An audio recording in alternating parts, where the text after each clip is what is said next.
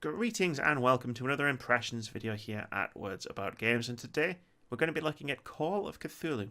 It's the spookiest time of year, which means that it's time for a spooky game or two. Filling in for 2018, we've got Call of Cthulhu, an adaptation of the pen and paper role-playing game that sees players take the role of Edward Pierce, a private investigator from 1920s Boston who is contracted to look into the death of the Hawkins family, who supposedly died in a tragic accident in their home on Darkwater Island. Pierce sets off to the island to uncover the truth about what happened to the Hawkins family. Call of Cthulhu isn't quite a straightforward horror game.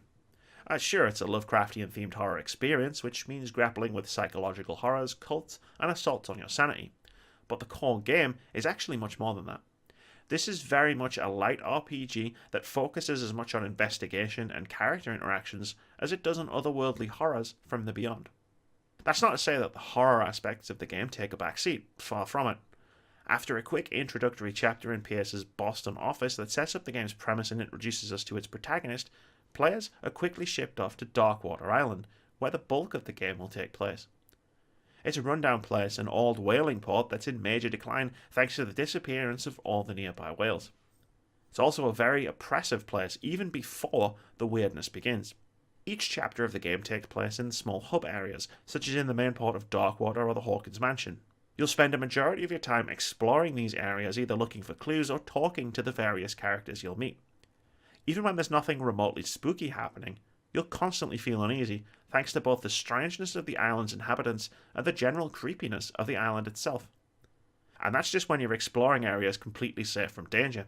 Call of Cthulhu builds an impressive undercurrent of unease in its opening hours as you dig deeper into the Hawkins case, quickly realizing that things just aren't quite right on this tiny, downtrodden island. As you start to dig deeper and uncover some of the mysteries surrounding what's going on, things start to get more overtly unsettling, helped along by strange narrative twists and turns that have you questioning whether what you're seeing is really happening. Basically, Call of Cthulhu nails the creeping insanity of its setting. As you investigate the death of the Hawkins family, peeling away layers upon layers of the crazy goings-on in Darkwater, Call of Cthulhu sets up a compelling mystery full of twists and turns that will leave you scratching your head, driven to push forward and try to unravel the crazy mysteries of just what's happening, although maybe this is more mysterious for someone like myself who has very limited knowledge of Lovecraftian lore. Either way, I found it difficult to stop pushing through chapters as I uncover new answers and many new questions. Most of your investigatory work is done through finding clues and conversing with key characters, with both of these systems feeding into one another really well. As an investigator, Pierce can occasionally recreate key scenes, such as piecing together what happened the night the Hawkins family died early in the game.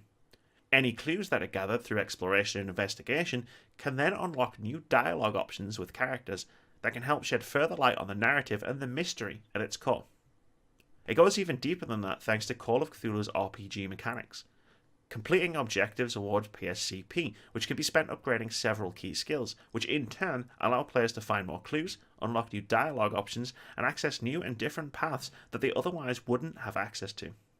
You're able to spend gathered points on increasing a variety of stats that will play a key role in the types of information you're able to uncover through the course of your investigation, and have to choose what you want to prioritize, such as whether to increase your eloquence to increase your chances of leveraging information from characters with a silver tongue, or perhaps boost your ability to find hidden objects that litter the various environments you'll be exploring. It lends the game's investigation a more dynamic feeling than it could otherwise have had, which helps you feel like you're actually taking an active role in the investigation as opposed to merely hunting for all the hidden clues or exhausting dialogue options, adding flavour to your playthrough. Every now and again you'll make a choice that will warn you that you're affecting your destiny, though the choices in Call of Cthulhu feel more like you're tailoring your experience rather than sending the narrative down whole new paths. Aside from chatting with other characters and exploring the sinister island, Call of Cthulhu also throws players the occasional curveballs, with some light stealth and puzzle solving added to the gameplay mix. While much less prevalent, these sections are just about serviceable without ever being particularly interesting.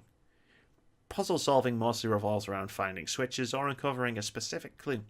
Stealth is fairly benign thanks to some ropey enemy AI that follows very strict paths and has all the awareness of a doormat, with instances of NPCs looking directly at my character yet not seeing him because I was crouched behind a table. It's fairly easy and doesn't come up very often, at least in the early running of the game, so thankfully it doesn't grate too much. Call of Cthulhu is a well put together psychological horror with a suitably creepy atmosphere that haunts you from the moment you set foot on Darkwater Island. The core narrative and the investigation that powers it is absorbing, and left me wanting to power forward and uncover the mysteries at its centre. Exploring the various environments and trying to pry information out of the locals is compelling, thanks to the way that both mechanics are intertwined with each other, and the light RPG mechanics that force you to choose the different ways you want to uncover clues works. All in all, this is a fascinating investigative horror adventure that has me hooked to play more. Thank you very much for watching this video, guys. If you've enjoyed it, please keep it here at Words About Games. We've got tons of content, including our weekly podcast, more impressions videos, patch notes, and our weekly indie game of the week. We also stream over on Twitch at twitch.tv/wordsaboutgames every Monday, Thursday, and Saturday. And most importantly, have a great day.